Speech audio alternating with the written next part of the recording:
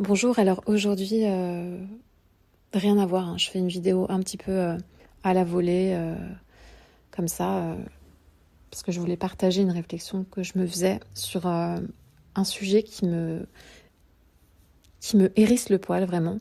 C'est ce truc de noter les gens de 0 à 10, voilà. Ce truc 0 sur 10, je suis un 10 sur 10.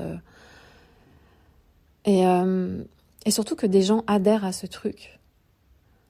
Que des personnes, je sais pas, peut-être des personnes là qui m'écoutent, donnent du crédit à des notes ou eux-mêmes se définissent avec ce type de notes, parce que je sais pas, c'est à la mode sur les réseaux sociaux, c'est une nouvelle façon de se définir. Voilà, moi ça me dérange.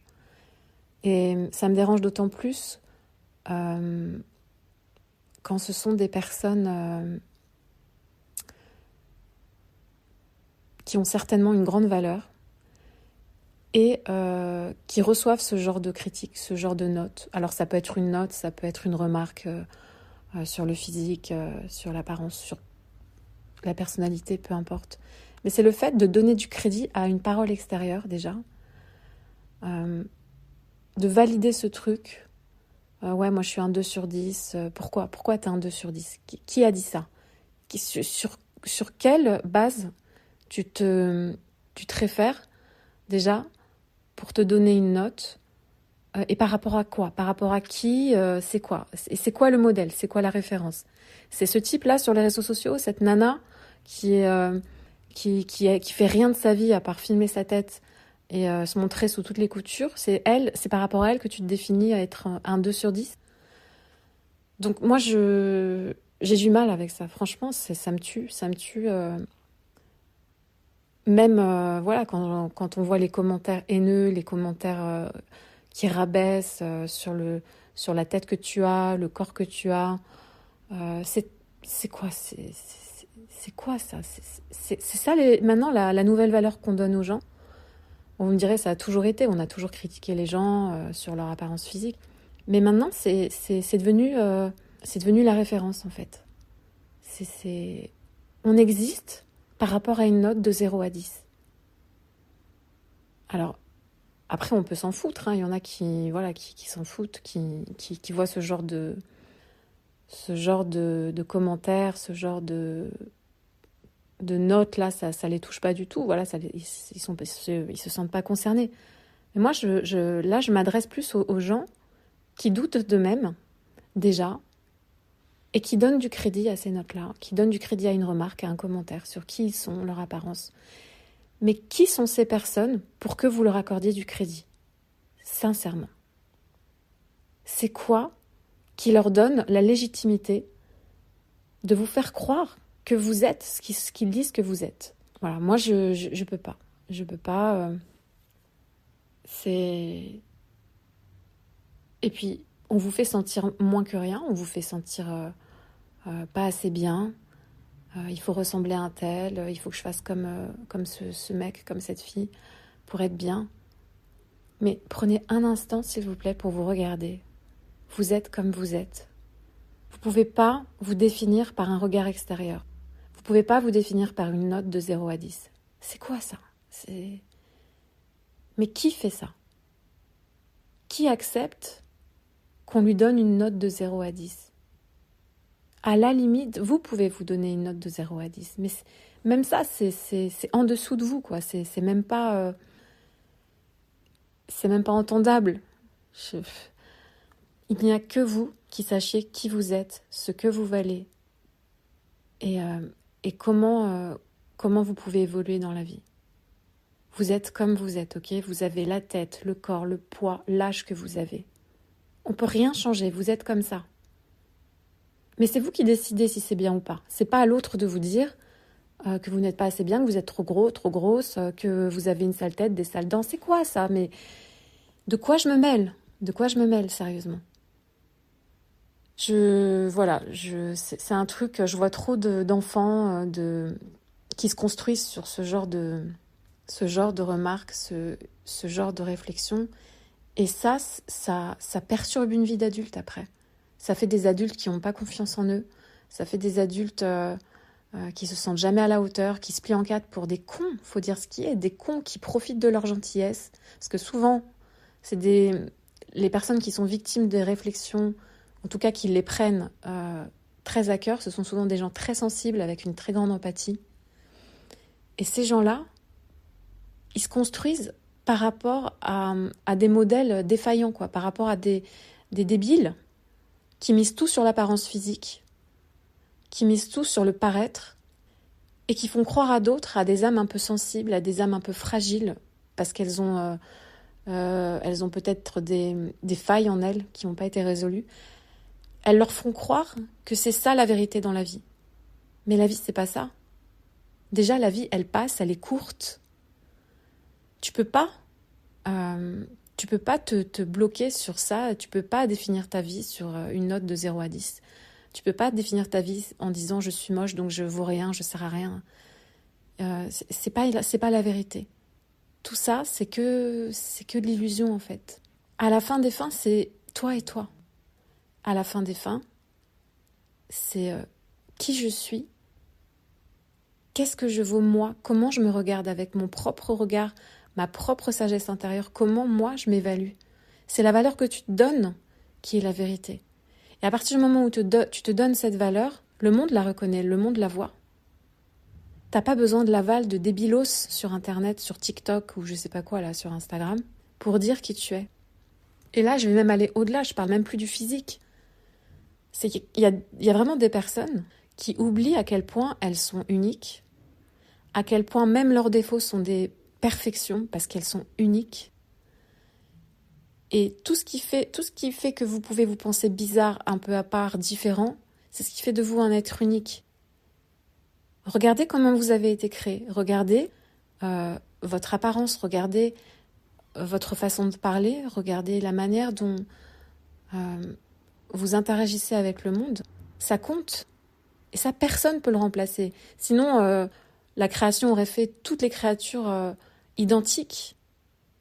Et c'est quoi ? C'est quoi maintenant ? Maintenant, on veut tous ressembler à ces filles ultra maquillées sur les réseaux sociaux. On veut tous ressembler à... Je dis on, bien sûr, je parle au sens général.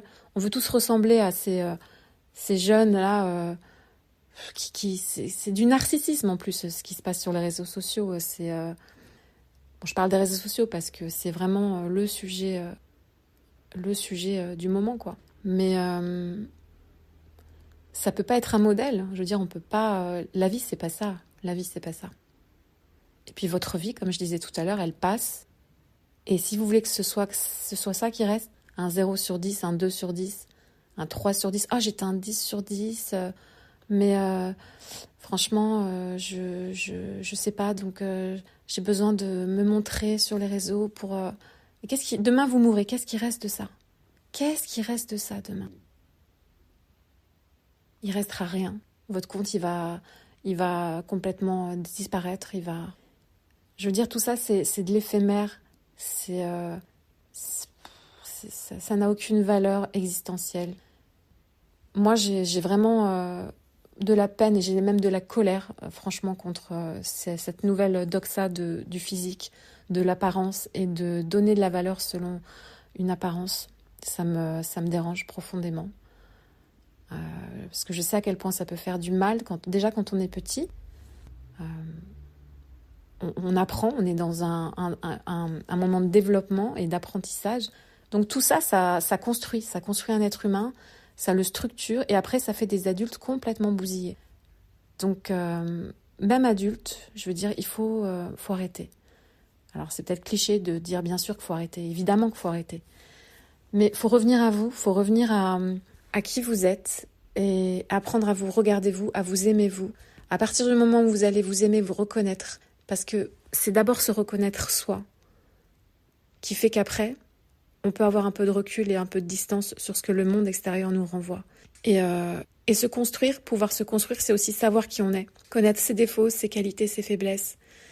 Et tout s'améliore. On est là pour s'améliorer, on n'est pas là pour faire du surplace ou pour regarder d'autres vivre par procuration, nous montrer leur tête sur les réseaux sociaux, nous montrer leur tête à la télé. Tout ça, c'est